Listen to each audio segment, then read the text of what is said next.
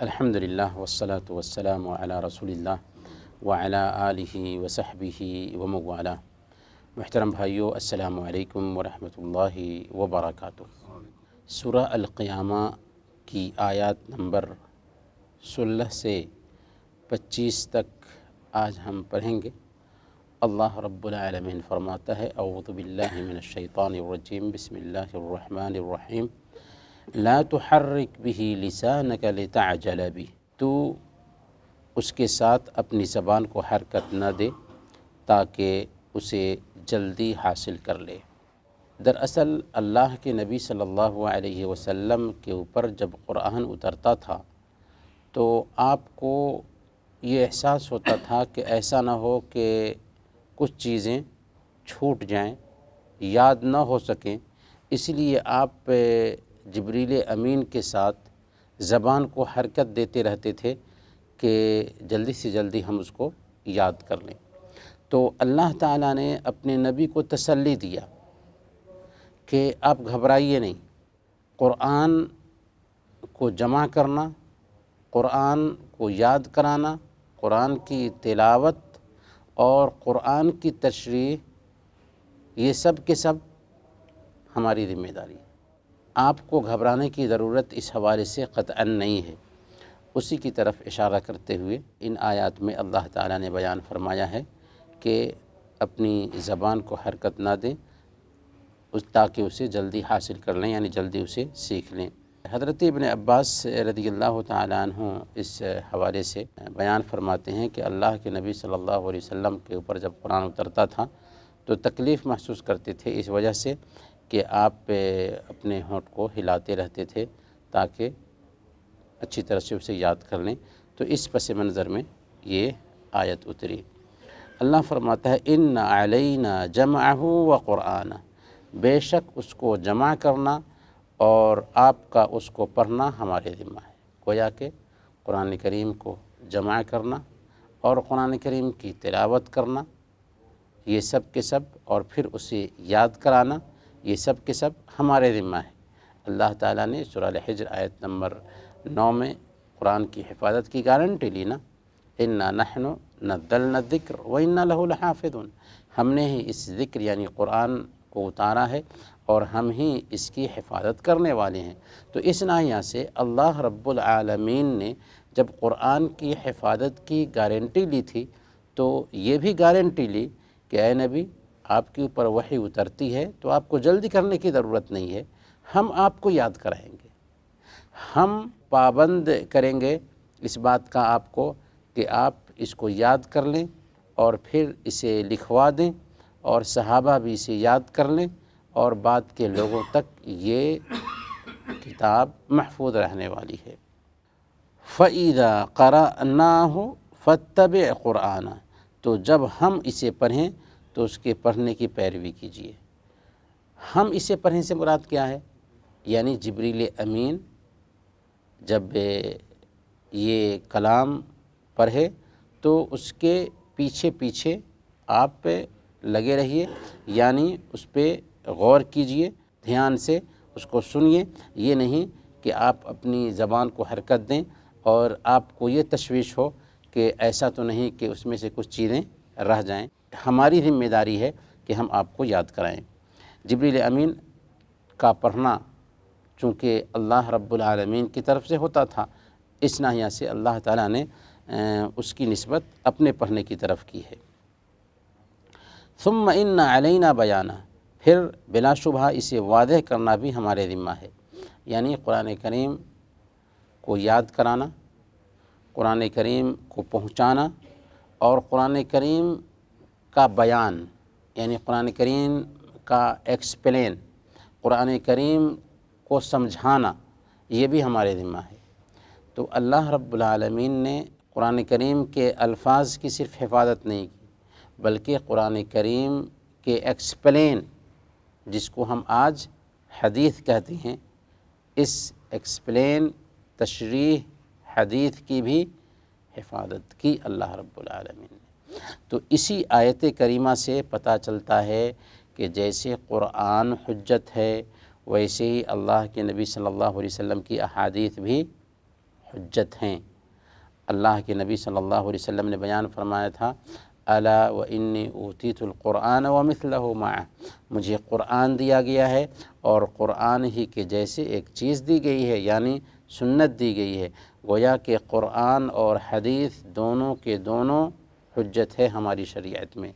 اب آپ دیکھیں نا، نماز ہم پڑھتے ہیں لیکن نماز کا طریقہ قرآن میں ہے، زکوٰۃ دینے کا حکم ہے لیکن زکوٰۃ کا طریقہ قرآن میں ہے، روزہ رکھنے کا حکم ہے لیکن روزہ رکھنے کے آداب اور اس کی شرائط قرآن میں ہیں نہیں۔ تو یہ سارے کے سارے احکام کہاں ہم کو ملتے ہیں؟ اللہ کے نبی صلی اللہ علیہ وسلم کی احادیث میں ملتے ہیں۔ اس لیے اگر کوئی آدمی حدیث کو نظر انداز کر کے قرآن پر عمل کرنے کا دعویٰ کرتا ہے وہ جھوٹا ہے۔ ایسا ممکن ہی نہیں ہے کہ اللہ کے نبی صلی اللہ علیہ وسلم کی احادیث کو نظر انداز کر کے کوئی قرآن پر عمل کرے۔ تو یہ آیت کریمہ دراصل ہمیں یہ میسیج دے رہی ہے کہ اللہ رب العالمین نے جس طرح سے قرآن کریم کی حفاظت کی، ویسے ہی اللہ کے نبی صلی اللہ علیہ وسلم کی احادیث کی بھی حفاظت کی، کیونکہ احادیث اصل میں کیا ہیں؟ قرآن کریم کی تشریح ہیں۔ اللہ کے نبی صلی اللہ علیہ وسلم نے قرآن کریم کو جو ایک تھیوری کی حیثیت رکھتا تھا، اس کو اپنی عملی زندگی میں جگہ دے کر احادیث میں بھی اس کو محفوظ کر دیا۔ کلا بل تحبون العاجلہ، کلا ہرگز نہیں۔ کیا ہرگز نہیں؟ چونکہ بات جو شروع ہوئی تھی سورہ القیامہ میں آخرت کی انکار سے شروع ہوئی تھی، پھر اس ضمن میں اللہ رب العالمین نے قرآن کے نزول کی بات کی، اللہ کے نبی صلی اللہ علیہ وسلم کی وحی کی بات کی، پھر وہ بات جاری ہو رہی ہے کہ آخرت کا سلسلہ چل رہا تھا اور تم آخرت کا جو انکار کر رہے ہو تو یہ انکار کس بنیاد پر کر رہے ہو؟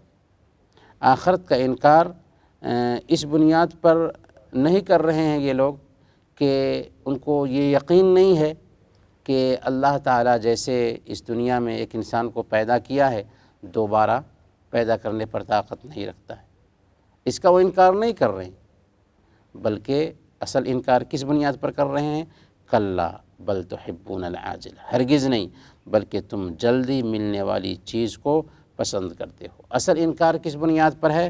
اصل انکار اس بنیاد پر ہے کہ وہ دنیاوی زندگی کی چاہت میں، دنیا کی خواہشات میں لگے ہوئے ہیں، شہوتوں کے طالب ہیں، تو دنیاوی زندگی کی چاہت نے ان کو اندھا کر رکھا ہے، اس لیے وہ آخرت کا انکار کر رہے ہیں۔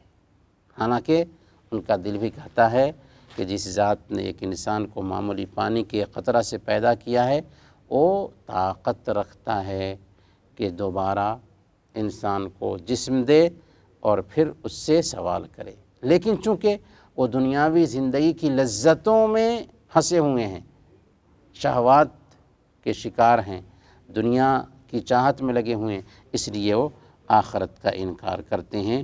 وَتَذَرُونَ الْآخِرَةَ، دنیاوی زندگی کی چاہت رکھتے ہو اور آخرت کو چھوڑ دیتے ہو، یعنی آخرت جو عمل کے لیے تھی اس کو تم نظر انداز کر دیتے ہو، کیونکہ آخرت پر یقین رکھنے کا مطلب کیا ہے کہ نماز کی پابندی کرنی ہوگی، زکوٰۃ دینی ہوگی، روزے رکھنے ہوں گے، اسی طریقے سے بہت ساری شہوتوں سے خود کو روک لینا ہوگا، کیونکہ اللہ کے نبی صلی اللہ علیہ وسلم نے کیا فرمایا؟ حفت الجنت بالمکارہ، جنت کو طبیعت پر شاک گزرنے والی چیزوں کے ذریعہ ڈھانپ دیا گیا ہے، وہ حفت النار بالشہوات، اور جہنم کو شہوات کے ذریعہ ڈھانپ دیا گیا ہے، اس لیے وہ دنیاوی زندگی کے طالب ہیں اور آخرت کو بھول رہے ہیں۔